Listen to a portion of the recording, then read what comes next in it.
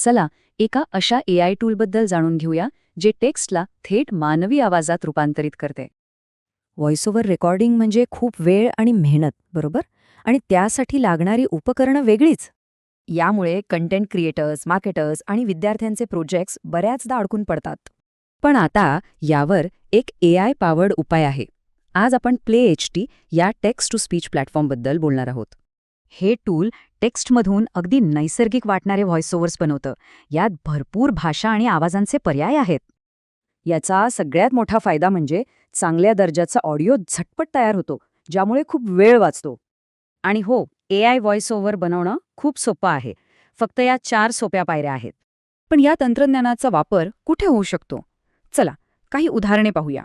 Digital content बनवणाऱ्या प्रत्येकासाठी हे खूप शक्तिशाली साधन आहे, मग ते शिक्षण असो वा मीडिया. उत्तम रिझल्ट्ससाठी काही गोष्टींची काळजी घेतली पाहिजे. चला काही सोप्या टिप्स पाहूया. नेहमी लक्षात ठेवा, स्पष्ट वाक्य आणि योग्य विरामचिन्हांमुळे आवाज अधिक नैसर्गिक वाटतो. तसंच वेगवेगळ्या आवाजांचा प्रयोग करून बघा, म्हणजे प्रोजेक्टसाठी सर्वोत्तम आवाज सापडेल. हे फक्त वेळच नाही वाचवत, तर कौशल्य देखील वाढवतं. खास करून विद्यार्थ्यांसाठी हे खूप महत्त्वाचं आहे.